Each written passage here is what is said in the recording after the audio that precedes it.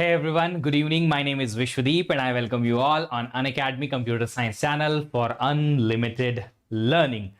आज हम देखेंगे नॉर्मलाइजेशन में जो दो प्रॉब्लम्स आ सकती हैं, वो एक है लॉसलेस और लॉसी डिकम्पोजिशन और दूसरा है फंक्शनल डिपेंडेंसी प्रिजर्विंग डिकम्पोजिशन। ये है क्या, क्यों, कैसे, सारी चीजों के उत्तर आपको आज के इस सेशन में मिल जाएंगे। But before we start the session, मैं अपने आप को इंट्रोड्यूस कर दूं उन लोगों के लिए जो मुझे नहीं जानते हैं। My name is Vishwadeep Gothi and I work as a channel leader for this channel and as a plus educator on academy platform.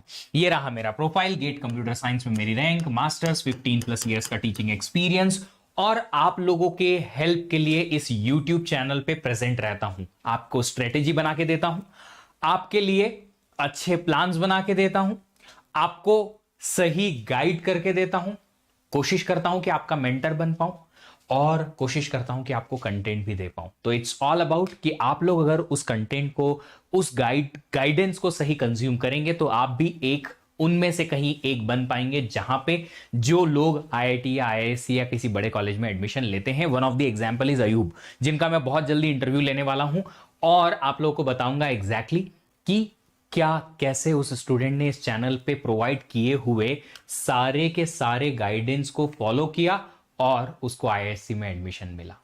आप लोग अगर चाहते हैं तो आप लोग अनअकैडमी प्लेटफॉर्म पे आके मुझसे पर्सनली ज्यादा और इंटरेक्टिव वे में बातें कर सकते हैं, स्पेशल क्लासेस में, जो कि बहुत इंटरेक्टिव होती हैं, बहुत ही मजेदार होती हैं। कल एक स्पेशल क्लास है 11:15 AM पे, नहीं 12:30 PM पे, तो आप लोग वो सेशन जरूर अटेंड करिए। स्पेशल क्लास अगर नहीं अटेंड कर रहे हो या आपको नहीं पता है तो गेट ईएससी कैटेगरी में अनअकैडमी प्लेटफॉर्म पे अपना अकाउंट बना लो, unacademy.com पे, या अनअकैडमी लर्नर ऐप फोन में डाउनलोड करके मेरी प्रोफाइल को फॉलो कर लो और मेरी प्रोफाइल में स्पेशल क्लासेस देखते रहो, लाइव रिकॉर्डेड दोनों, बहुत सारा कंटेंट आपको वहां पे मिल जाएगा। अगर आप लोग चाहते हो कि आप बहुत ज्यादा स्ट्रक्चर्ड और ऑर्गेनाइज्ड लर्निंग करो, क्योंकि आपके पास बहुत ज्यादा टाइम नहीं है दिन का, तो उसके लिए आपकी जो प्लानिंग है लेक्चर्स को देखने की और लेक्चर से लर्निंग करने की, वो बहुत तगड़ी, बहुत स्ट्रांग होनी चाहिए। आगे के अगले एक महीने का आपका प्लान, आपकी स्ट्रेटेजी बहुत क्लियर होनी चाहिए। क्लैरिटी ऑफ थॉट नहीं होता है तो मुश्किल आती है कि अब आगे क्या करना है। आप दिन प्रतिदिन अपनी स्ट्रेटेजीज चेंज करते हो, जिससे कि कहीं ना कहीं गलतियां बहुत ज्यादा होती हैं और उसकी वजह से टाइम वेस्ट बहुत हो जाता है स्ट्रेटेजीज बनाने में या फिर प्लानिंग को बनाने के लिए। ये टाइम वेस्ट आपको अभी नहीं अखरेगा, बाद में अखरेगा, जब आपको चीजें छूटने लगेंगी या रिवीजन ठीक से नहीं होगा या प्रैक्टिस ठीक से नहीं होगी या किसी चीज की एनालिसिस ठीक से नहीं होगी, टेस्ट सीरीज ज्यादा नहीं दे पाएंगे। तो टाइम जो है बहुत क्रूशियल है। Time is absolutely equal to money for you guys. और ये मनी कौन सा है? मनी वो है जो आपको रिटर्न ऑफ इन्वेस्टमेंट मिलेगा जब आप एग्जामिनेशन क्रॉस करके, अच्छे कॉलेज से मास्टर्स करके और जाएंगे अपनी जॉब के लिए। तो बॉस, अगर आप लोगों को चाहिए कि जितना लिमिटेड टाइम आपके पास है उसको परफेक्टली, बहुत एफिशिएंसी के साथ आप यूज कर पाएं, तो फिर आप अनअकैडमी प्लस ज्वाइन करिए, जहां पे हम स्ट्रक्चर्ड कोर्सेस आपको देते हैं थ्रू लाइव क्लासेस। वो आप रिकॉर्डेड भी देख सकते हैं। जितने अभी तक के अनअकैडमी प्लेटफॉर्म पे लेक्चर्स हो चुके हैं वो सारे के सारे आप रिकॉर्डेड भी देख सकते हैं सिंस लास्ट 4-5 ईयर्स, जो भी कुछ हुए हैं वो। वीकली टेस्ट आपको मिलेंगे, इनफैक्ट आपको पूरा टेस्ट सीरीज भी मिलेगा। हमारा लाइट का सब्सक्रिप्शन जो अनअकैडमी का है वो अनलिमिटेड एक्सेस मिलेगा अलग अलग बैचेस का। अगर आप लोग चाहते हो कि नहीं सर, हमें तो 1 मिनट भी किसी भी स्ट्रेटेजी को सोचने में टाइम वेस्ट नहीं करना है, तो आप फिर आइकॉनिक सब्सक्रिप्शन लो, क्योंकि यहां पे प्लस के बेनिफिट्स के साथ आपको एक पर्सनल कोच मिलेंगे जो आपको 1-on-1 गाइडेंस देंगे, आपका प्रिपरेशन स्ट्रेटेजी बना के देंगे, कस्टमाइज स्टडी प्लान बना के देंगे और आपकी पर्सनालिटी, आपकी डेली रूटीन के हिसाब से ही पूरा ये सब प्लानिंग बनेगा। आपको अलग से प्रिंटेड नोट्स घर पे भेजे जाएंगे, आपकी टेस्ट की एनालिसिस करी जाएगी क्वेश्चन बाय क्वेश्चन, और ये एक एक्सपर्ट करेंगे जो हम आपको प्रोवाइड करेंगे अनअकैडमी की तरफ से। और वो एक्सपर्ट हैं जो ऑलरेडी गेट क्रैक कर चुके हैं, इस प्रोसीजर से गुजर चुके हैं। देखो, मल्टीपल ड्यूरेशन के सब्सक्रिप्शन हैं, जो सब्सक्रिप्शन का ड्यूरेशन आपको ठीक लगे वो सिलेक्ट करो, इस पर्टिकुलर कोड को यूज करो। यहां पे आपको ऑप्शन मिलेगा कोड डालने का, VDEEP10। ये कोड यूज करने से आपके और मेरे बीच में बनेगा कनेक्शन, आपके प्रिपरेशन के और मेरी टीम के बीच में बनेगा एक ब्रिज, जो कि काम करेगा एक ऐसे कनेक्शन का जिससे कि दोनों मिलके, आप और मैं दोनों मिलके और आपकी प्रिपरेशन को ऊपर लेके जाएंगे और आपका रिजल्ट के लिए मेहनत करेंगे। मेरा सबसे ज्यादा मेहनत अनअकैडमी प्लस के स्टूडेंट्स के साथ होता है और सबसे अच्छा कंटेंट भी वहीं जाता है। सही टाइप के क्वेश्चंस, हर एक टाइप के क्वेश्चंस और क्विजेस भी स्टूडेंट्स को, प्लस के ही स्टूडेंट्स को मिलते हैं। ये कोड के साथ आपको 10% का इंस्टेंट डिस्काउंट भी मिलेगा। देखिए 31 में रात मिडनाइट तक आपको सब्सक्रिप्शन के प्राइसेस कम प्राइस में मिल जाएंगे। उसके बाद होने वाला है प्राइस हाइक। रेफरल कोड जो है वो रेफरल कोड अगर आप यूज करेंगे तो सब्सक्रिप्शन के प्राइसेस और ड्रॉप हो जाएंगे। बट 31 मई के बाद मतलब 1 जून से आपको ज्यादा पेमेंट करनी पड़ेगी। प्राइस ड्रॉप हो गए हैं आइकॉनिक सब्सक्रिप्शन के, अगर आप उसके लिए भी जाना चाहते हैं। और इसके अलावा अगर आप सब्सक्रिप्शन अभी लेंगे तो आपको सारी ब्रांचेस के सारे कोर्सेस एक्सेस करने को मिल जाएंगे। बट अगर आपने 31 मई के बाद सब्सक्रिप्शन लिया तो फिर आपको सिर्फ और सिर्फ इनमें से 4 में से कोई एक ही ब्रांच सिलेक्ट करनी पड़ेगी। सिर्फ और सिर्फ एक ही ब्रांच आपको सिलेक्ट करनी पड़ेगी, क्योंकि गोल्ड स्प्लिट हो जाएंगे। अगर आप लोग को सब्सक्रिप्शन से रिलेटेड कोई प्रॉब्लम है तो इस नंबर पे आप फोन कॉल कर सकते हो। बस याद रखिएगा ये कोड लगाना है। 1 जून से नए कोर्स कंपाइलर डिजाइन और ऑपरेटिंग सिस्टम स्टार्ट हो रहे हैं। ओएस में पढ़ाऊंगा अनअकैडमी प्लस पे और संचित सर पढ़ाएंगे कंपाइलर डिजाइन, दोनों गेट 23-24 बैच के लिए। अगर आप लोग लाइट सब्सक्रिप्शन लेना चाहते हो जिससे आपको सिर्फ टेस्ट सीरीज मिलेगी तो वो भी ले सकते हो। चलिए स्टार्ट करेंगे सेशन को, और सेशन में बड़ी इंटरेस्टिंग सी चीजें आएंगी। बट उन इंटरेस्टिंग सी चीजों के पहले मुझे कुछ छोटी छोटी इंफॉर्मेशन आपको देनी पड़ेगी, क्योंकि एक बेस बनाना पड़ेगा, तब जाके आप चीजों को समझ पाओगे, है ना। तो हमने जब ये डीबीएमएस कोर्स स्टार्ट किया था तो मैंने एक बात आपको कही थी कि जब आप फाइल सिस्टम यूज करते हो और फाइल सिस्टम में अलग अलग फाइल्स में डेटा को रखते हो तो उसमें प्रॉब्लम यह थी कि 2 अलग अलग फाइल से कलेक्टिव डेटा एक्सेस करना एफिशिएंट नहीं होता था। अलग अलग 2 फाइल्स में अगर डेटा रखा हुआ है तो वहां से डेटा को एक्सेस करना एफिशिएंट नहीं था, कन्वीनियंट नहीं था। और उसी वजह से हमने डेटाबेस डीबीएमएस जो था डेटाबेस मैनेजमेंट सिस्टम उसको इंप्लीमेंट करवाया। तो सर आप कह रहे हो कि अगर डेटाबेस मैनेजमेंट सिस्टम में हमने डेटा को 2 अलग अलग टेबल में रखे हुए हैं, 2 अलग अलग टाइप के डेटा, और वहां से अगर एक पर्टिकुलर कलेक्टिव डेटा को एक्सेस करना है तो कर सकते हैं? ऑफ कोर्स कर सकते हैं। और यही बहुत बड़ा एडवांटेज है किसका? डीबीएमएस का, कि आप लोग एक या एक से ज्यादा टेबल्स के कलेक्टिव डेटा को बहुत कन्वीनियंटली एक्सेस कर सकते हो through writing some kind of statements, जिन्हें हम क्वेरीज बोलते हैं। जिनको नहीं पता है सुन लो, जिनको पता है वो आराम से मैप कर सकते हैं। हाँ सर, क्वेरी में हम क्या कर सकते हैं? 2 अलग अलग टेबल के डेटा से कलेक्टिव कंटेंट उठा सकते हैं, जिसे हम बोलते हैं ज्वाइन। क्या करना होता है? ज्वाइन करनी होती है टेबल्स। अब ज्वाइन जो है वो कोई प्रैक्टिकली या फिजिकली होके नहीं आएगा कि टेबल का स्ट्रक्चर बदल जाएगा। ज्वाइन का मतलब कुछ नहीं है, 2 अलग अलग टेबल्स हैं, 2 अलग अलग टेबल्स का कलेक्टिव डेटा आपको मिल जाएगा अगर आप चाहते हो तो। जैसे कि आपके पास एक टेबल है स्टूडेंट नाम की, है ना। इस स्टूडेंट नाम की टेबल में मेरे पास है स्टूडेंट का रोल नंबर, फिर स्टूडेंट का नाम है और स्टूडेंट का फोन नंबर है, ठीक है। अब दूसरी एक टेबल अकाउंट्स टीम के पास में है, और ये अकाउंट्स टीम जो है वो हैंडल करती है किसको? फीस जो स्टूडेंट ने दी है उन सारी डिटेल को, कि कितने कितने एम्प्लॉयज को क्या क्या मनी गया है, ठीक है। अकाउंट्स की इंफॉर्मेशन हर एक स्टूडेंट के लिए भी मेंटेन होती है कि भैया इस स्टूडेंट ने कब किस डेट को कौन सा वाला फीस दिया है, ठीक है। तो अब इस पर्टिकुलर टेबल में स्टूडेंट का रोल नंबर रहेगा, क्योंकि वो आईडी है, ये रोल नंबर स्टूडेंट का, है ना। इसके अलावा और क्या मिलेगा? स्टूडेंट के रोल नंबर के अलावा यहां पे उसने कौन सी कितनी फीस दी है वो, और किस डेट को दी है वो। अब अकाउंट टीम के मेंबर्स को एक नोटिस आता है कि भैया उन सारे स्टूडेंट्स के नाम की लिस्ट बनाओ जरा, कि वो कौन कौन से स्टूडेंट हैं जिन्होंने अभी तक फीस नहीं दी है। अब देखो, स्टूडेंट की फीस तो यहां से पता चल जाएगी कि किन लोगों ने लास्ट ईयर 2021 में फीस दी थी, 22 में फीस दी ही नहीं। तो हम डेट चेक कर लेंगे यहां से कि ऐसे स्टूडेंट की इंफॉर्मेशन निकाल लें जिनकी इंफॉर्मेशन में डेट में जो डेट है वो 22 से छोटी है, मतलब 1 जनवरी 22 से छोटी वाली डेट के सारे स्टूडेंट्स के रोल नंबर यहां से मिल गए। बट मुझे क्या नाम यहां से मिलेगा स्टूडेंट का?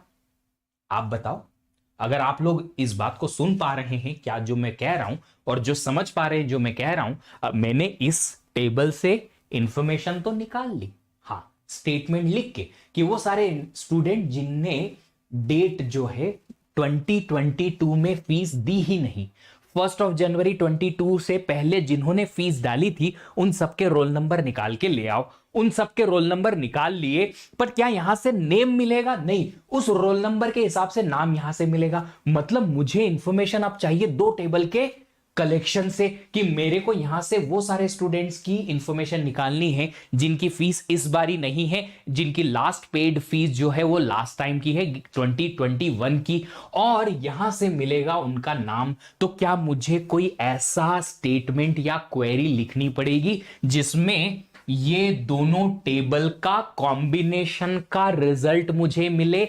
यस, इस कॉम्बिनेशन ऑफ रिजल्ट को पाने के लिए मुझे लगाना पड़ेगा ज्वाइन। क्या लगाना पड़ेगा? क्या लगाना पड़ेगा? ज्वाइन।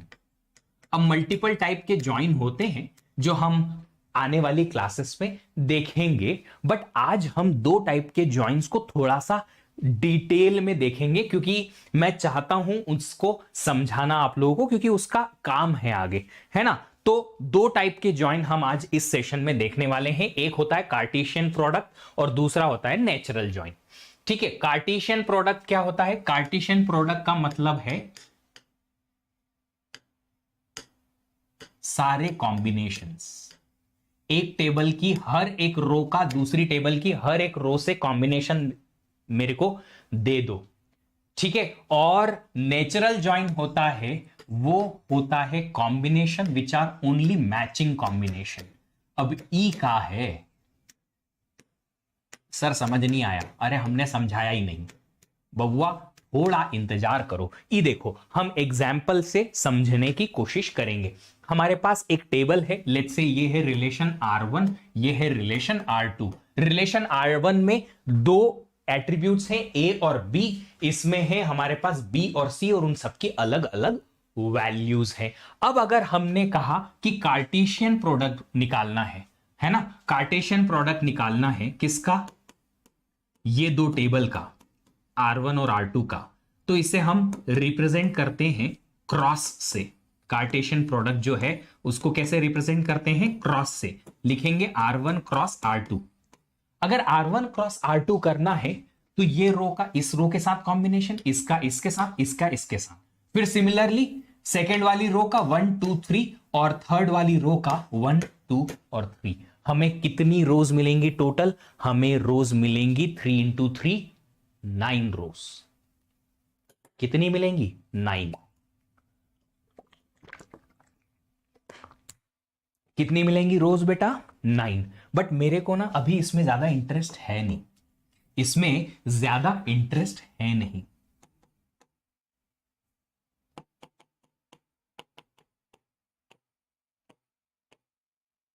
सारी रो का सारी रो के साथ कॉम्बिनेशन मुझे मिल जाएगा, बट मुझे इसमें ज्यादा इंटरेस्ट है नहीं, मुझे नेचुरल ज्वाइन में इंटरेस्ट है, और उसी को ही हम समझने की कोशिश यहां पे करेंगे। अब ये नेचुरल ज्वाइन क्या है? अरे क्या हो गया भाई? नेचुरल ज्वाइन क्या है? ये नेचुरल ज्वाइन बोलता है कि हमें एक कॉमन कॉलम देखना है। दोनों के बीच में कोई कॉमन कॉलम है या कॉमन एट्रीब्यूट है? Yes, B. तो ये जो कॉमन एट्रीब्यूट है, जहां जहां मैच होगा बस वही वही वैल्यू मुझे फैच करनी है।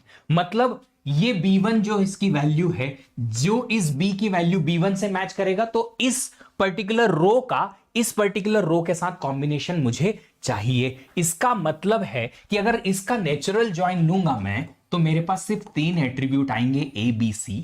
A की वैल्यू हमारे पास फर्स्ट है, B की वैल्यू है B1 जो कि यहां भी कॉमन है, यहां भी कॉमन है, उसके अगेंस्ट हमें C1 मिलेगा। अब B1 और भी कहीं कॉमन है, इससे भी मैच हो रहा है, हां जी, तो ये वाली सेकेंड रो का भी मुझे कॉम्बिनेशन लेना पड़ेगा। A की वैल्यू 1, B की वैल्यू B1 जो यहां भी कॉमन है, यहां भी कॉमन है, C की वैल्यू C2। अभी और कहीं B1 कॉमन मिल रहा है? नहीं। अब ये B2 कॉमन मिला, हां जी, यहां पे B2 है, नहीं है, यहां नहीं है, यहां है, तो इस B2 का इस B2 के साथ में कॉम्बिनेशन लो। तो अगर यहां से लेंगे तो रोल नंबर आ जाएगा 2, मतलब A आ जाएगा 2, ठीक है। फिर आ जाएगा B आपके पास B2, और यहां पे आ जाएगा बी, ठीक है, कॉम्बिनेशन B2, सी का आ जाएगा C2। फिर आएगा हमारे पास इस रोल नंबर का या इस पर्टिकुलर रो का और कोई कॉम्बिनेशन बनेगा B2 के साथ, नहीं बना। फिर हमारे पास थर्ड रो आई। थर्ड रो क्या है भाई, अच्छा नेचुरल जॉइन मिट गया हमारा, यहां पे लिख देता हूं वापस।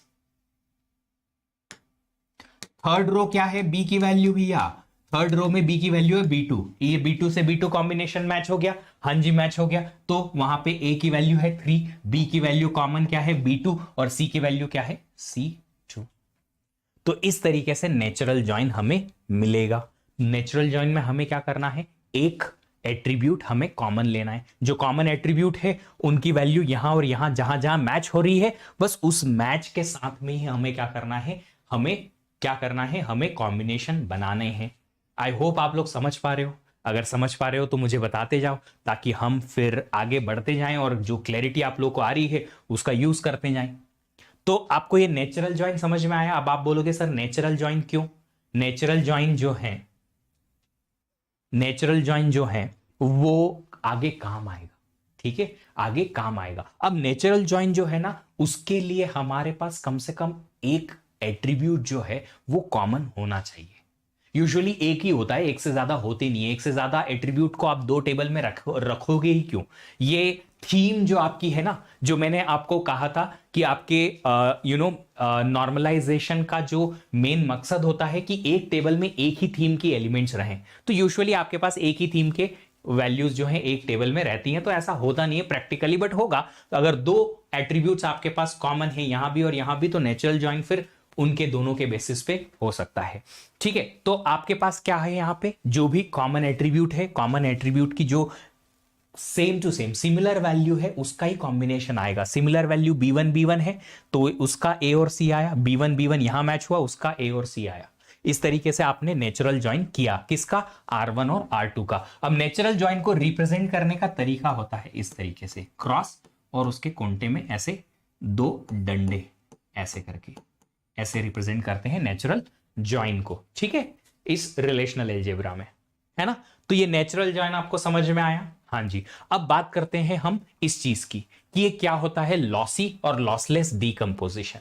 अब देखो यार, वर्ड से ही समझ में आ रहा है कि लॉसी डीकंपोजिशन है, मतलब कोई ना कोई नुकसान, लॉस है हमारा, और लॉसलेस डीकंपोजिशन है, इसका मतलब हमारा कोई नुकसान नहीं है। हमारा जो डेटा हुआ है, हमारे पास था पहले, उसमें कोई डेटा का लॉस नहीं हुआ, हमारे डेटा का कोई लॉस नहीं हुआ। चलिए, तो इसकी एक काम करते हैं, एक एक करके दोनों की डेफिनेशन देख लेते हैं, है ना, तो हमको क्लियर हो जाएगा कि ये होता क्या है। अच्छा, डीकंपोजिशन आपको लास्ट टाइम समझ में आया था, क्या कहा था हमने, डीकंपोजिशन का मतलब एक टेबल के कुछ एट्रीब्यूट्स को आपको दो अलग अलग या दो से ज्यादा टेबल्स के में डिस्ट्रीब्यूट करना है, डीकंपोज करना है। क्यों करना है, क्योंकि हम चाहते थे कुछ रूल्स अप्लाई करना उस रिलेशन पे based on the normalisation techniques. और ये क्यों जरूरी था, क्योंकि हम चाहते थे कि एट्रीब्यूट्स जो हैं, एक ही थीम के एट्रीब्यूट एक टेबल में रहे, दूसरी थीम के एट्रीब्यूट दूसरे टेबल में रहे, ताकि हमारे पास रिडंडेंसी मिनिमाइज हो पाए और रिडंडेंसी की वजह से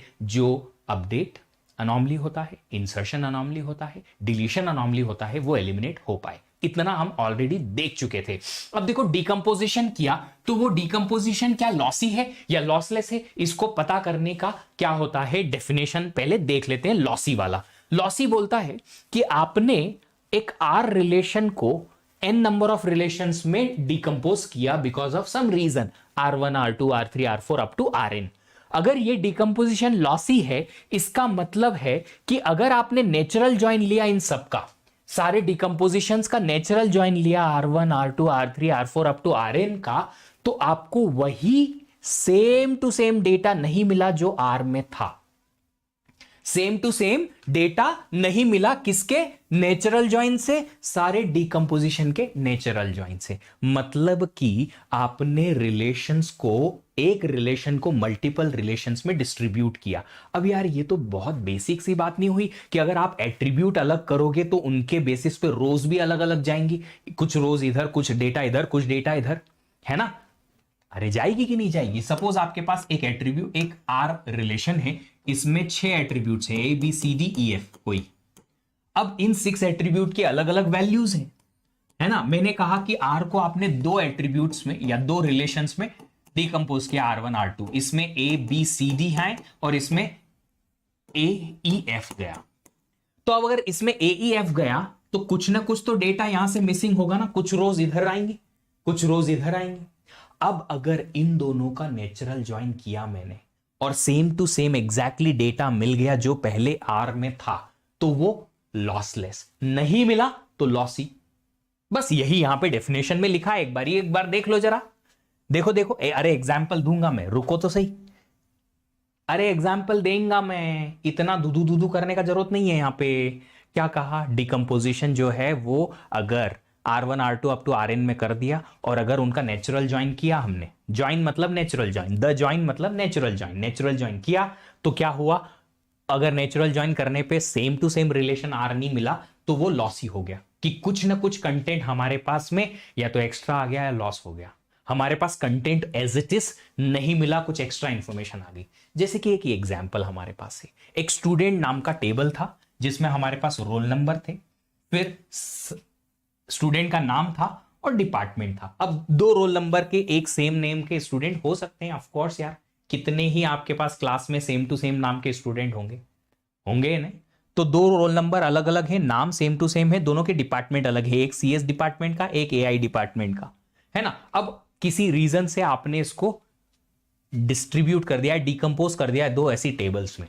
देखो जरा, एक स्टूडेंट टेबल बनाई जिसमें हमने रोल नंबर और एस नेम डाला, और एक डिपार्टमेंट टेबल बनाई जिसमें एस नेम और डिपार्टमेंट डाला। तो हमारे पास स्टूडेंट नाम का एक रिलेशन है, इस स्टूडेंट नाम के रिलेशन में हमारे पास तीन एट्रीब्यूट थे, एक रोल नंबर, फिर एक था एस नेम और एक था डिपार्टमेंट, डीईपीजी। इसको आपने दो अलग अलग टेबल में डिकम्पोज कर दिया। स्टूडेंट टेबल तो एज इट इज रही हमारे पास। इस स्टूडेंट टेबल में हमारे पास अभी है स्टूडेंट का रोल नंबर और स्टूडेंट का नाम, और दूसरी टेबल में हमारे पास जो डिपार्टमेंट था, एस डिपार्टमेंट, स्टूडेंट का डिपार्टमेंट, इसमें हमने डाल दिया स्टूडेंट का नेम और स्टूडेंट का डिपार्टमेंट। अब अगर ऐसा डिकम्पोजिशन हुआ, हो गया, अब डिकम्पोजिशन हो गया तो आप देख सकते हो स्टूडेंट का रोल नंबर और नेम 12 विश्वदीप, 56 विश्वदीप इधर गया, और डिपार्टमेंट इधर चले गए, एक विश्वदीप का सीएसी डिपार्टमेंट, दूसरे विश्वदीप का एआई डिपार्टमेंट। अब इनका अगर हमने नेचुरल ज्वाइन किया, नेचुरल ज्वाइन किसके बेसिस पे होगा, नाम के, तो ये विश्वदीप इससे भी मैच करेगा, इससे भी मैच करेगा ऑफ कोर्स, और ये विश्वदीप इससे भी मैच करेगा, इससे भी मैच करेगा ऑफ कोर्स। तो आपके पास चार रो आ जाएंगी यहां पे, ये देखो ऐसे चार रो आ जाएंगी। ये 12 roll number Vishwadeep CS department का भी, 12 roll number Vishwadeep AI department का भी, फिर 56 roll number Vishwadeep CS department का भी, 56 roll number Vishwadeep AI department का भी। बट क्या आपको ये जो नेचुरल ज्वाइन करने पे मिला, इन दोनों टेबल का आपने नेचुरल ज्वाइन किया तो आपको ये वाला स्टूडेंट टेबल ओरिजिनली वापस मिला, तो क्या सेम टू सेम मिला या डिफरेंट है? पहले तो आपके पास सिर्फ दो ही रोज थी, अभी चार रो आ गई। पहले रोल नंबर 12 का स्टूडेंट जिसका नाम विश्वदीप था वो सिर्फ सीएस डिपार्टमेंट का ही था, ये एआई डिपार्टमेंट का कब से आ गया? गलत हो गया ये तो, this is wrong, of course wrong.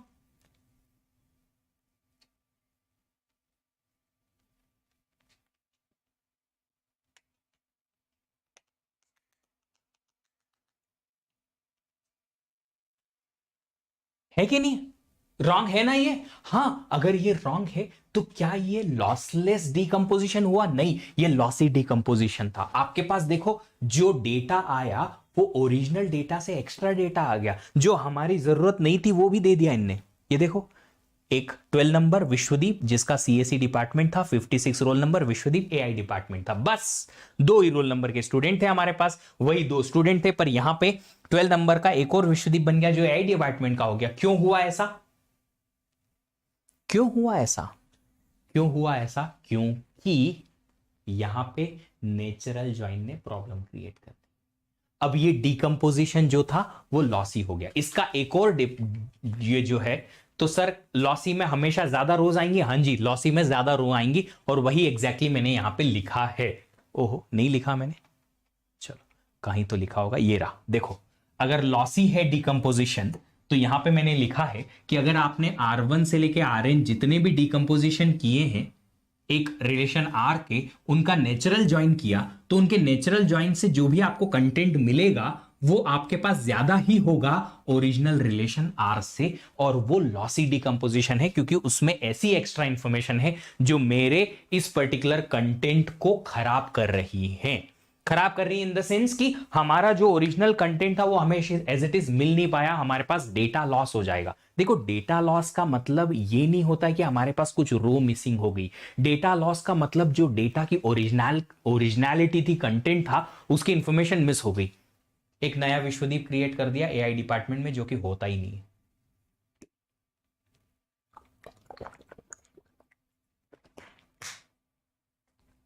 रूपक 2 सेशंस थे, एक कल के लिए भी एक आज के लिए भी, दोनों अलग अलग सेशन है। आपको समझ में आया क्या हुआ लॉसी डिकम्पोजिशन? तो लॉसी डिकम्पोजिशन में जब भी आप कभी डिकम्पोजिशन करेंगे आर रिलेशन का मल्टीपल R1 से लेके Rn तक का, और फिर वापस से अगर आपने R1 से लेके Rn तक का जो भी डिकम्पोज रिलेशन हैं उनके नेचुरल ज्वाइन किए, तो नेचुरल ज्वाइन करने पे अगर सेम टेबल नहीं मिली, ओरिजिनल R नहीं मिला, तो लॉसी हो जाएगा। Not same as R। ठीक है, अब बात करते हैं लॉसलेस की। लॉसलेस क्या कहता है? लॉसलेस कहता है कि अगर आपने डिकम्पोजिशन सही तरीके से किया और डिकम्पोजिशन के बाद सारे डिकम्पोज्ड रिलेशंस का आपने लिया नेचुरल ज्वाइन, तो आपको एग्जैक्टली सेम R मिलेगा। बस वही चीज थी। So decomposition of relation R into R1 R2 R3 up to Rn is loss. अरे लॉसी क्यों? Lossless when the join of R1 to Rn produces the same relation as R। जो R में था वैसा का वैसा रिलेशन आपको मिल जाएगा नेचुरल ज्वाइन करने पे। एग्जाम्पल, सेम टेबल लिया, इस बारी मैंने क्या किया, जो स्टूडेंट टेबल मेरे पास था जिसमें हमारे पास एट्रीब्यूट्स थे, सबसे पहले रोल नंबर, फिर एस नेम और डिपार्टमेंट, हमने क्या किया, इस बारी जब स्टूडेंट और डिपार्टमेंट टेबल अलग की, तो स्टूडेंट में तो हमारे पास सेम चीज थी, रोल नंबर और नेम, बट इस बारी हम नेम की बजाय इधर भेजेंगे roll number.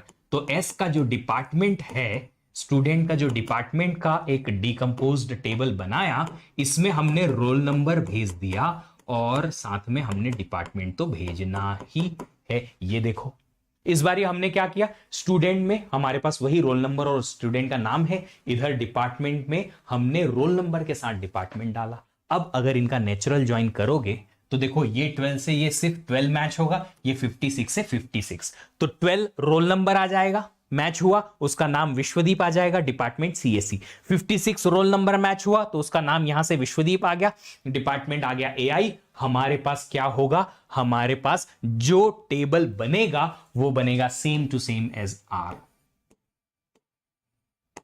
Same as R. अगर ये आर के जैसा ही है, इसका सिंपल सा मीनिंग है कि हमारे पास यहां पे लॉसलेस डिकम्पोजिशन हुआ है। तो वही मैंने कहा, देखो यहां पे कि अगर आपने डिकम्पोजिशन किया है रिलेशन आर का into R1 R2 R3 Rn तक, तो ये लॉसलेस कब होगा, जब सारे डिकम्पोज्ड रिलेशन का हमने क्या लिया, ये ऐसे क्या लिया, नेचुरल ज्वाइन लिया, तो वो इक्वल टू R बनेगा। ये देखो समझ में आया लॉसलेस और लॉसी। तो लॉसलेस में हमें क्या मिलेगा, एज इट इज रिलेशन मिल जाएगा, और लॉसी में हमें एक्स्ट्रा इंफॉर्मेशन मिलेगी। तो अच्छा, अब आप बताओ कि जब भी कभी कोई डिकम्पोजिशन हुआ तो क्या वो लॉसलेस ही होना चाहिए हमेशा, या लॉसी भी चलेगा? ऑफ कोर्स आप बोलोगे सर लॉसलेस ही चाहिए। इसका सिंपल सा मतलब है कि जब भी कभी कोई भी डिकम्पोजिशन होगा तो पहले यह चेक किया जाएगा कि यह डिकम्पोजिशन जो है वो लॉसलेस रहेगा कि नहीं। अगर लॉसलेस रहेगा तो ही डिकम्पोजिशन होगा, अदरवाइज नहीं। तो जो हमने अभी तक क्या सीखा है, जितने भी नॉर्मल फॉर्म्स देखे हैं, है ना, 1NF 2NF 3NF 4NF, तो जो भी हमने नॉट 4NF BCNF देखा था, 1NF 2NF 3NF and BCNF, तो BCNF तक जो हमने डिकम्पोजिशन देखे थे उसकी अगर हम एनालिसिस की बात करें तो हम यहां पे लिख लेते हैं, कहीं पे हमारे पास जगह है नहीं, हम शुरुआत के यहीं पे लिखेंगे, ठीक है। तो अप टू 3NF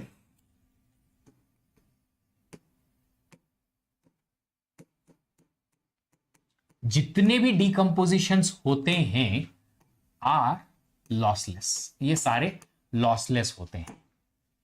इसके बाद का पॉइंट मैं बोल रहा हूं, आप या तो जब भी रिकॉर्डेड सुन के और अपने नोट्स बनाते हो तो तब लिख लेना, अभी लिख रहे हो तो अभी लिख लो कि 3NF तक के जितने भी डिकम्पोजिशन होते हैं वो सारे लॉसलेस हैं। BCNF तक हो सकता है लॉसी हो, लॉसलेस हो जाए, पता नहीं हमें। BCNF may give lossy decomposition। तो अगर आप BCNF अप्लाई करने गए तो क्या हो सकता है, लॉसी डिकम्पोजिशन आ सकता है। ऐसा हमेशा नहीं होगा बॉस, आ सकता है, मतलब वो लॉसलेस भी दे सकता है, लॉसी भी दे सकता है, कुछ स्पेसिफिक रिलेशन और एट्रीब्यूट और उनकी वैल्यू और डिपेंडेंसी के बेसिस पे ये हम निकाल सकते हैं। तो BCNF may give you lossy, may give you lossless, depends on the given relation and its FDs, but lossless हमेशा होगा ऐसा नहीं, लॉसी हमेशा होगा ऐसा भी नहीं, may give may not give वाला सीन है ना। अब आप बात करोगे कि सर अगर हमने 3NF तक डिकम्पोजिशन किया तो इसका मतलब है कि हमेशा लॉसलेस मिलेगा, जी हां। उसके बाद अगर लॉसी मिल गया तो फिर क्या करेंगे, तो फिर हम डिकम्पोज नहीं करेंगे। तो जब भी कोई रिलेशनल स्कीमा डिजाइन होता है उसमें चेक किया जाता है कि चलो इसको नॉर्मलाइज किया जाए, नॉर्मलाइज करने के चक्कर में अगर उसके 3NF के बाद BCNF में लॉसी डिकम्पोजिशन आता है तो फिर उसको डिकम्पोज नहीं करते हैं, ठीक है। तो हम ध्यान रखेंगे डिकम्पोजिशन के टाइम पे कि अगर लॉसलेस आया तो ही आगे बढ़ेंगे, नहीं तो हम डिकम्पोजिशन नहीं करेंगे। आप लोग ये पॉइंट लिख लीजिएगा कि during the normalisation process if BCNF giving you the lossy decomposition, then the BCNF decomposition will not be applied. Why? Just because हम decomposition तभी करेंगे जब हमारे पास lossless decomposition आए। अब एक और डिकम्पोजिशन का टाइप होता है, वहां आता है डिपेंडेंसी प्रिजर्विंग है कि नहीं। डिपेंडेंसी प्रिजर्विंग का मतलब है कि जो डिपेंडेंसीज आपकी ओरिजिनल रिलेशन में थी वो सारी की सारी प्रिजर्व हो रही है या नहीं, या कुछ मिस हो गई या लॉस हो गई। अगर वो सारी की सारी dependencies as it is preserve हो रही है तो ही हम उसे बोलेंगे dependency preserving decomposition, otherwise not. ये आप ऐसे समझ सकते हो कि एक मम्मा ने अलग अलग बच्चों को अपनी बहुओं के लिए, बेटों की बहुओं के लिए अलग अलग क्या दिया, जो भी गोल्ड की ज्वेलरीज दी, ठीक है। अब गोल्ड की ज्वेलरीज डिवाइड कर दिया अलग अलग, अब वो क्या है, बहुएं आपस में एक दूसरे को मिल बांट के और यूज कर लें या अपना अपना यूज करें, जैसे भी करें, कुल मिला के ऐसा है कि वो सारी की सारी ज्वेलरी घर से बाहर नहीं जानी चाहिए, वो एज इट इज प्रिजर्व रहनी चाहिए। अगर ज्वेलरी को सब एक साथ कलेक्ट करके मिलाया जाए तो उतनी ज्वेलरी बने, उससे कम ना हो। अगर कम हो गई तो मतलब ज्वेलरी प्रिजर्व नहीं हो पाई, गोल्ड प्रिजर्व नहीं हो पाया घर में, गड़बड़ हो जाएगी फिर। That is the case of dependency preserving decomposition. तो देखो क्या है, हमने डिपेंडेंसी एक डिकम्पोजिशन किया डी, जिसमें एक रिलेशन को हमने R को R1 R2 R3 ऐसे Rn रिलेशंस में डिकम्पोज किया। अब R के जो डिपेंडेंसी सेट था F और R1 में था डिपेंडेंसी सेट गया। ऑफ कोर्स हमने ये देखा है कि हम अगर डिकम्पोज करते हैं तो F जो डिपेंडेंसी सेट था वो R का, उसकी कुछ डिपेंडेंसीज R1 में जाएंगे, कुछ R2 में, कुछ R3 में, कुछ R4 में, कुछ R5 में, कुछ Rn में।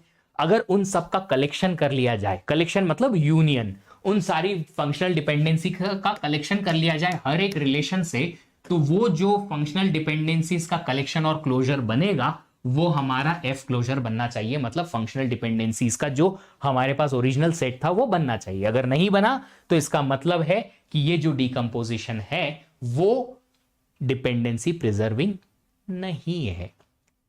अब देखो ये एग्जाम्पल देखो, बड़ा सिंपल सा एग्जाम्पल है जो मैं यहां लिख के लाया हूं, आपको क्लियरली समझ में आएगा, एकदम क्लियर कट, पूरा डिटेल में।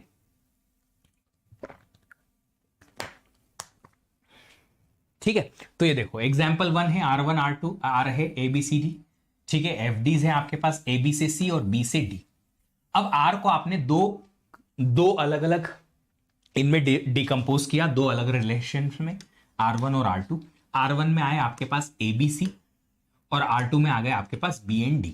ठीक है, अब ABC के अकॉर्डिंग ये FD तो यहां चली गई और B एंड D के अकॉर्डिंग ये FD यहां चली गई।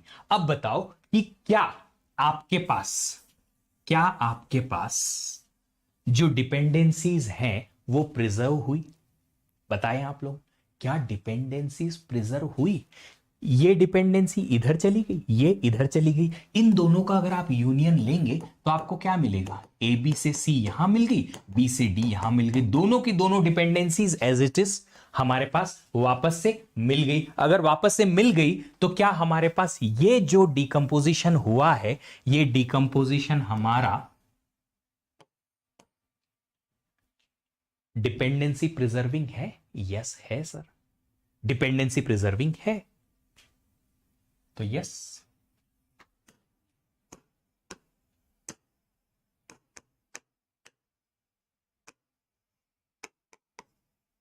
देखो ये चीज डायरेक्टली अभी तो सीधी सीधी लग रही है, बट बहुत सारी डिपेंडेंसीज हिडन डिपेंडेंसीज भी होती है ना? हिडन डिपेंडेंसीज मतलब अगर ट्रांजिटिविटी की वजह से या ऑगमेंटेशन रूल की वजह से या किसी और की वजह से आपके पास कोई डिपेंडेंसी है जो डायरेक्टली यहां पे मेंशन नहीं है बट इनडायरेक्टली वो होल्ड कर रही है, तो उसे हम बोलेंगे कि वो एफ के क्लोजर में आएगा। अगर आप लोगों को याद है तो मैंने फंक्शनल डिपेंडेंसीज का क्लोजर बताया था। क्लोजर का मतलब था कि जो सेट ऑफ डिपेंडेंसीज दे रखी हैं उनसे क्या क्या डिपेंडेंसीज और निकल सकती हैं, वो सारी की सारी डिपेंडेंसीज आपको देखनी थी। याद है आप लोगों को?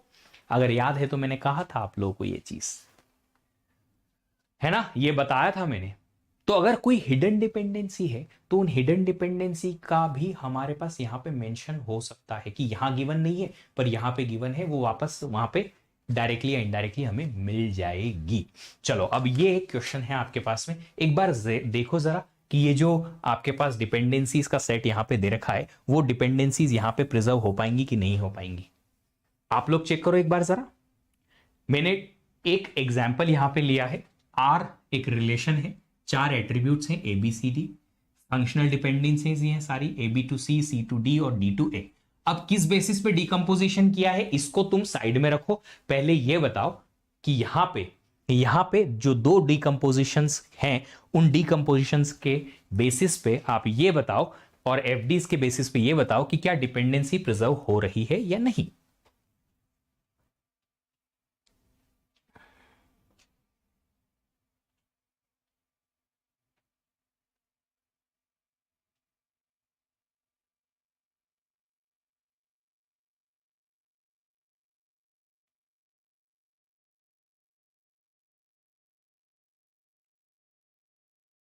देखो ऐसे डायरेक्टली तो यहां पे दिख रहा है कि डी टू ए मिसिंग है, और पता है क्यों मिसिंग है? क्योंकि डी और ए दोनों अलग अलग रिलेशन में जा चुके हैं।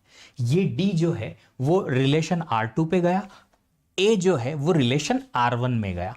तो हमारे पास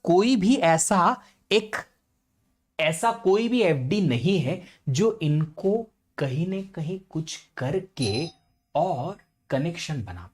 अगर कनेक्शन नहीं बन रहा है तो इसका मतलब है कि वो एफडी मिसिंग है, इसका मतलब ये है कि वो फिर एफडी आपको मिल नहीं पाई।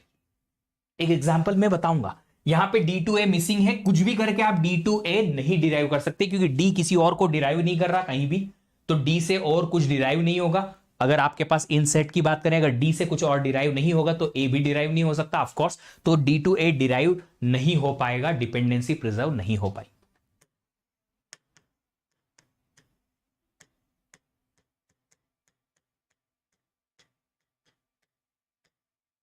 Not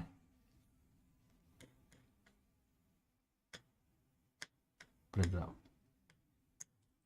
D2A not preserve. तो क्या ये डिकम्पोजिशन डिपेंडेंसी प्रिजर्विंग है? नहीं, नॉट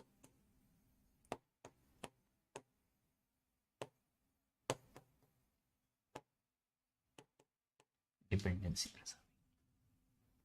ठीक है, इतना क्लियर है आप लोगों को?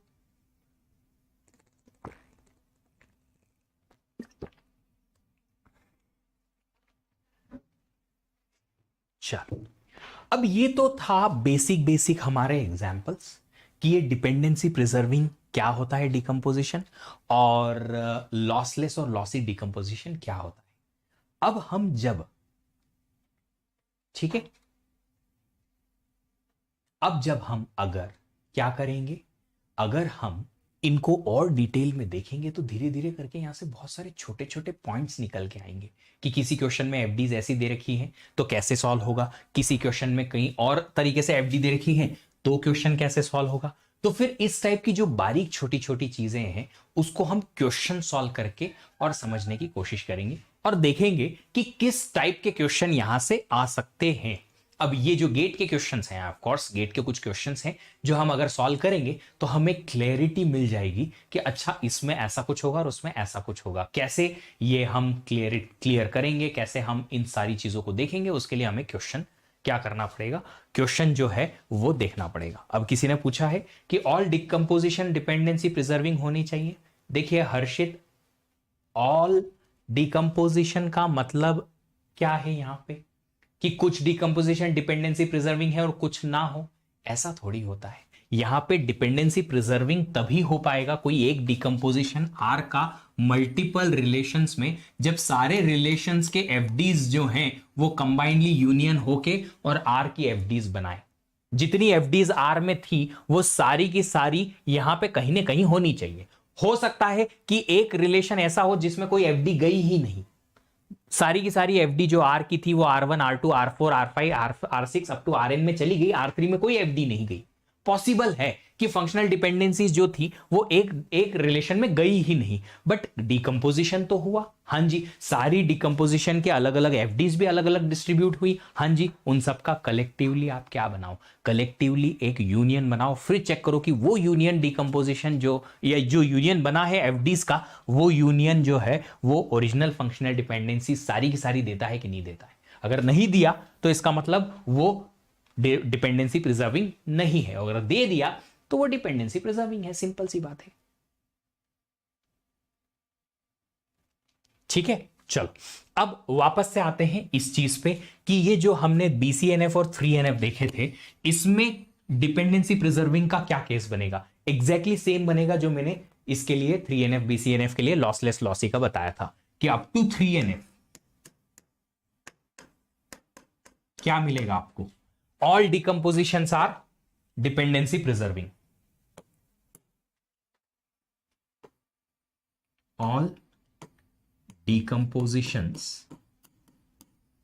are dependency preserving.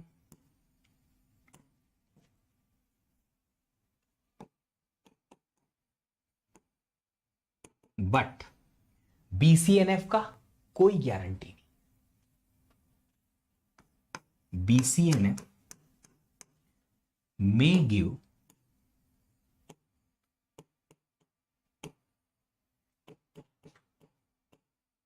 dependency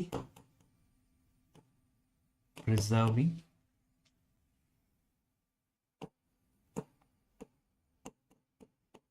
decomposition or may not give। तो कभी कभी ऐसे डिकम्पोजिशन हो जाएंगे BCNF में जहां पे डिपेंडेंसी प्रिजर्व नहीं होगी, कभी कभी ऐसे हो जाएंगे जहां पे डिपेंडेंसी प्रिजर्व होगी। ठीक है, चलो अब बात करते हैं आगे की नेक्स्ट पॉइंट। और नेक्स्ट पॉइंट ये है कि अगर आपके पास एक 2 एट्रीब्यूट का रिलेशन है,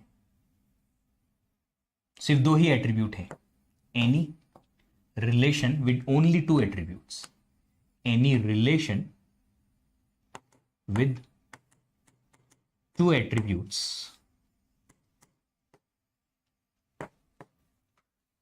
is always into BCNF, मतलब वो BCNF में ऑलरेडी है। इसका मतलब वो 1NF 2NF 3NF up to BCNF वो ऑलरेडी सेटिस्फाई करता है। कैसे, अगर आपके पास लेट्स से 2 एट्रीब्यूट है एक रिलेशन R में, A, B, तो या तो दोनों मिलके की बनाएंगे या फिर की बनाएंगे A से लेके B की वजह से A, कोई भी एक एट्रीब्यूट दूसरे को डिराइव करेगा या दोनों मिलके और की प्राइमरी की होंगे उसके। अगर दोनों एट्रीब्यूट प्राइमरी की है तो दोनों की है तो नॉन प्राइम एट्रीब्यूट ही नहीं, नॉन प्राइम एट्रीब्यूट है ही नहीं तो ना तो पार्शियल डिपेंडेंसी की प्रॉब्लम, ना ही ट्रांजिटिव डिपेंडेंसी की प्रॉब्लम, ना ही किसी नॉन की एट्रीब्यूट पे डिपेंडेंसी की प्रॉब्लम, है ना। बीसीएनएफ में क्या बोलते हैं हम कि लेफ्ट हैंड साइड पे की होना चाहिए, यहां पे डिपेंडेंसी नहीं, अगर है भी तो एक एट्रीब्यूट दूसरे को डिराइव कर रहा है तो लेफ्ट हैंड साइड क्या है, की है। हाँ जी, ट्रांजिटिव डिपेंडेंसी नो, कोई भी डिपेंडेंसी नहीं होगी यहां पे। ठीक है, क्लियरली समझ में आया तुम लोग को?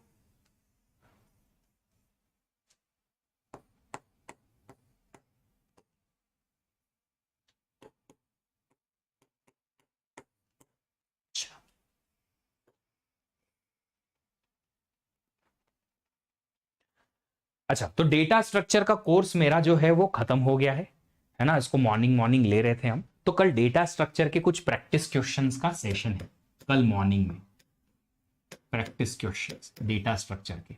और ये जो डीबीएमएस का सेशन है इसमें हम कल देखेंगे ये प्रैक्टिस क्वेश्चन है डेटा स्ट्रक्चर के। कब है? सुबह 9:15 AM पे। और इसके अलावा ये डीबीएमएस जो हमारा सेशन है, ये डीबीएमएस का सेशन एक जो लगेगा कल, वो लगेगा, इसमें हम बात करेंगे नॉर्मलाइजेशन के क्वेश्चंस के बारे में। तो जितने भी पीवाईक्यूज एक्सेट्रा जो क्वेश्चन मिलते हैं नॉर्मलाइजेशन और ये लॉसलेस लॉसी डिकम्पोजिशन से रिलेटेड, वो सारे क्वेश्चन हम कल देखेंगे। और जो भी छोटे छोटे पॉइंट्स हम इनसे सीख सकते हैं, काइंड ऑफ अ सीटीक्यू, वो सब हम क्या करेंगे, लेक्चर्स में कवर करने की कोशिश करेंगे। 5:30 PM ये सेशन है। इसके बाद 1 जून से टाइमिंग चेंज हो जाएंगे, उसका मैं आप लोगों को अनाउंसमेंट करूंगा कि अलग अलग लेक्चर्स की टाइमिंग जो है वो चेंज हो जाएगी। ये होने के बाद में 2 जून से नहीं, 1 जून से लिखना चाहिए, 1 जून से हम मॉर्निंग में 9:15 AM में सॉल्व करेंगे डेटा स्ट्रक्चर के पीवाईक्यू, डीएस के पीवाईक्यूज। और इसके अलावा इवनिंग में जो है हमारा ये डीबीएमएस जो चल रहा है, जब तक आप लोग सपोर्ट करते रहेंगे चलता रहेगा। ये सब यूट्यूब के हैं, सारे सारे सब कुछ यूट्यूब पे चलेगा, all YouTube, all YouTube, these all are on YouTube. ठीक है, इसके अलावा हम YouTube पे मैंने कुछ और अच्छे सेशंस प्लान किए हैं अगले मंथ के लिए। तो जैसे ही हमारे पास छोटी छोटी चीज़ें जो हैं वो चेंज हो जाएंगी, वो हम फिर आगे बढ़ते जाएंगे और उन प्लानिंग को भी एग्जीक्यूट करते जाएंगे। ठीक है, आप में से जितने भी लोग यहाँ पे अपनी प्रिपरेशन को लेके सीरियस हैं और वो चाहते हैं, उनको ऐसा लगता है कि सर हमारी 1000 रैंक तो आराम से आ जाएगी, अंडर 100 500 तो आराम से आ जाएगी। अगर उनको अंडर 500 लाने का कॉन्फिडेंस है, अंडर 1000 का, तो मैं कॉन्फिडेंटली कह सकता हूं कि आप गाइडेड प्रोग्राम ज्वाइन करो हमारा, और वो 1000 की रैंक जो है वो 200 के अंदर आएगी और 500 वाली रैंक जो है वो अंडर 100 आएगी। स्ट्रगल कम हो जाएगा एडमिशन लेने का, क्योंकि एमएस कोर्सेस में बहुत सारे इंटरव्यूज की प्रिपरेशन करनी पड़ेगी अगर रैंक पीछे चली गई तो। और फिर वहां पे आपको बहुत बहुत ज्यादा मल्टीपल फैक्टर्स इन्वॉल्व हो जाएंगे, आपके 10-12 के रिजल्ट प्लस आपके इंटरव्यू का परफॉर्मेंस, रिटन टेस्ट का परफॉर्मेंस एंड अदर लोगों, दूसरे लोगों का कंपटीशन भी ऐड हो जाएगा। डायरेक्ट एडमिशन चाहिए, इजी इजी अच्छी रैंक लानी जरूरी है, और उस रैंक को बढ़ाया जा सकता है गाइडेड प्रोग्राम के थ्रू, क्योंकि आपको पता रहेगा कि लिमिटेड टाइम में आपको कब कब क्या क्या कैसे कैसे पढ़ना है। कोई वेटिंग नहीं, कोई एक्स्ट्रा टाइम वेस्ट नहीं, कुछ नहीं, कभी नहीं। गाइडेड प्रोग्राम हमारा या तो आप प्लस ले सकते हैं आइकॉनिक, मैं आपको रिकमेंड करूंगा आप आइकॉनिक लो, ताकि पर्सनल कोच के थ्रू, मैं पर्सनल मेंटर के थ्रू, आप सब्सक्रिप्शन के थ्रू क्या कर पाए, अपनी प्रिपरेशन को और ज्यादा फाइन ट्यून कर पाए। सब्सक्रिप्शन कोई भी ले, इतनी भी ड्यूरेशन का आपको ठीक लगता है वो ले, ये कोड लगा लेना वीदीप 10% के डिस्काउंट के साथ। इस कोड के थ्रू आपको मिलेगा मेरा पर्सनल गाइडेंस, मेरी गाइडेंस में आप लोग पढ़ेंगे और आपकी प्रिपरेशन कंटिन्यू करेंगे। आपको मेरी टीम का सपोर्ट भी मिल जाएगा। 31 में लास्ट डेट है जब आपको सब्सक्रिप्शन के लिए प्राइस कम देनी पड़ेगी, अदरवाइज प्राइस हाइक होने वाली है 31 मई के बाद से। आइकॉनिक सब्सक्रिप्शन के प्राइसेस भी ड्रॉप्ड हैं और बहुत जल्दी बढ़ जाएंगे, तो वो भी आप अभी फायदा उठा सकते हैं। 31 मई तक ही आपके पास सारे के सारे लेक्चर सीरीज एक्सेस करने का मौका है। उसके बाद हो जाएंगे गोल स्प्लिट। इसका मतलब आपको सिर्फ सीएस का या किसी एक ब्रांच का ही एक्सेस मिलेगा, जो भी आप सब्सक्रिप्शन लेंगे वो। नई बैच भी स्टार्ट हुई है 1 जून से। कोर्स मेरा ओएस स्टार्ट हो रहा है और संचित जैन सर का स्टार्ट हो रहा है कंपाइलर डिजाइन। तो दोनों बैचेस मतलब गेट 23 24 के लिए कोर्सेज जो हैं वो आ रहे हैं। आप देख सकते हैं ये सारे स्टूडेंट्स, और मैं उम्मीद करता हूं कि आप में से काफी सारे स्टूडेंट्स का पोस्टर जो है या फोटोग्राफ जो है इस पोस्टर पे अगली बार मैं दिखाऊंगा यहां पे खड़े होके आपके जूनियर्स को। अगर आप लोग चाहते हो कि सिर्फ टेस्ट सीरीज आपको लिखना है तो आप टेस्ट सीरीज भी लिख सकते हो थ्रू अनअकैडमी लाइट सब्सक्रिप्शन। मिलते हैं आपसे वापस से आज 9:30 बजे, जिसमें मैं बात करने वाला हूं गेट की प्रिपरेशन स्ट्रेटेजी के बारे में, उन सारे लोगों के जो अब अगले 8 महीने में प्रिपरेशन करेंगे। तो नेक्स्ट 8 मंथ्स में आपकी प्रिपरेशन स्ट्रेटेजी कैसी होनी चाहिए, किस तरीके से रहनी चाहिए। अगर आप गेट की प्रिपरेशन अब स्टार्ट कर रहे हैं तो कैसे आप अपनी आगे की प्रिपरेशन करेंगे, ये सब हम देखने वाले हैं आज रात 9:30 बजे। तो मिलते हैं आपसे उस सेशन में। तब तक आप लोग ध्यान रखिएगा, इस वीडियो को और लेक्चर सीरीज को शेयर करना ना भूलें, सब्सक्राइब कर लें चैनल, टर्न ऑन कर लें नोटिफिकेशन। मिलते हैं अगले सेशन में, तब तक अपना ख्याल रखिएगा। Happy learning, bye bye.